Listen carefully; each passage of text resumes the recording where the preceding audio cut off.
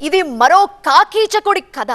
Law and order బాగుండాలని, మహిళల భద్రతకి పెద్దపీట వేయాలని, నేరాలకి ఎలా అడ్డుకట్ట వేయాలో నేర్పించే ట్రైనింగ్ సెంటర్లోనే లైంగిక ఆరోపణలు వెల్లువెత్తటం పెద్ద దుమారం రేపింది. ఓ ట్రైనీ ఐపీఎస్ పై మరో మహిళా ట్రైనీ ఐపీఎస్ కంప్లైంట్ చేయటం మ్యాటర్ని మరో లెవెల్కి తీసుకెళ్ళింది.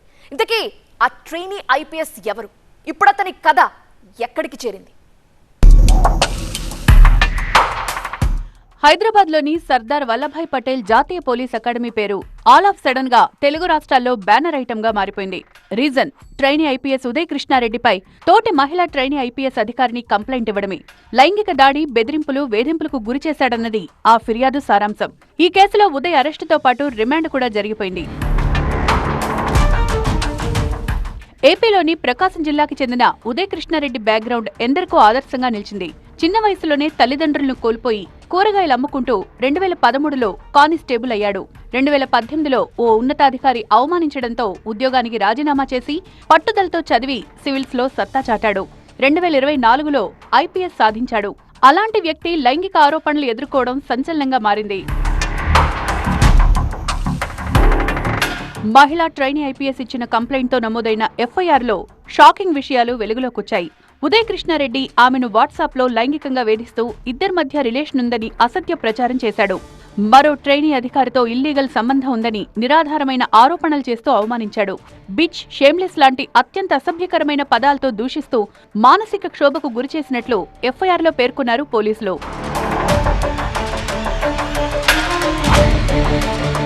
బాధితురాలికి తెలియకుండానే ఆమె వ్యక్తిగత వీడియోలను రికార్డ్ చేసి వాటి ఆధారంగా ఉదయ్ కృష్ణారెడ్డి బ్లాక్మెయిల్ చేశాడు అన్నది మరో పాయింట్. పైగా ఆ వీడియోలను ఆమె భర్తకు పంపించి తీవ్ర మనోవేదనకు గురిచేశాడు. మొబైల్ ఫోన్ను బలవంతంగా తన గదికి తీసుకువెళ్లి పాస్వర్డ్ చెప్పాలని బెదిరించాడు. అదే సమయంలో అసభ్యకరంగా ఎక్కడెక్కడో తాకుతూ టార్చర్ పెట్టాడని ఎఫ్ఐఆర్లో ప్రస్తావించారు. ఈ నెల 9న బాధితురాల్ని రాత్రి బలవంతంగా తన గదిలోకి తీసుకువెళ్లాడు ఉదయ్ కృష్ణారెడ్డి. ఆమె జుట్టు పట్టుకులాగి గొంతు నులిమేందుకు ప్రయత్నించాడు. గది నుంచి బయటకు వెళ్లకుండా మెడపై కత్తిపెట్టి భయభ్రాంతులకు గురిచేశాడు. అవమానించే ఉద్దేశంతో వేర్వేరు ప్యాకెట్లను ఆమెపైకి విసిరాడు. మరుసటి రోజు కూడా ఆమెపై తీవ్రంగా శారీరక దాడికి పాల్పడ్డాడు. అకాడమీలో ఇతరుల సమక్షంలో వల్గర్గా మాట్లాడి ఆమె పరువుకి భంగం కలిగించినట్లు ఎఫ్ఐఆర్లో పేర్కొన్నారు. ఫిర్యాదులో బాధితురాలి ఆరోపణలు.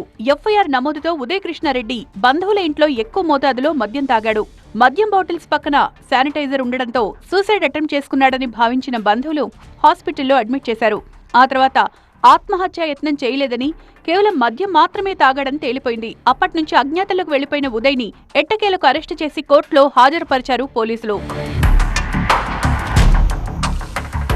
ఉదయ్ కృష్ణారెడ్డి క్వాష్ పిటిషన్పై హైకోర్టులో కీలక వాదనలు జరిగాయి. నేషనల్ పోలీస్ అకాడమీలో పూర్తిగా పరస్పర అంగీకారంతోనే ఈ ఘటన జరిగిందని కోర్టు దృష్టికి తీసుకువెళ్లారు ఉదయ్ తరపు న్యాయవాది.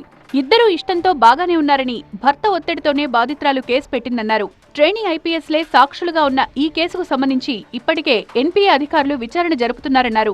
పోలీసులు కూడా అన్ని ఆధారాలు స్వాధీనం చేసుకున్నందున ఉదయ్ను ప్రశ్నించడానికి ఏమీ లేదన్నారు. ట్రైనింగ్ పూర్తవుతోన్న తరుణంలో ఆయన భవిష్యత్తును దృష్టిలో ఉంచుకుని రిమాండ్ను రిజెక్ట్ చేయాలని కోరగా ఈ క్వాష్ పిటిషన్పై విచారణను హైకోర్టు 4 వారాలకు వాయిదా వేసింది.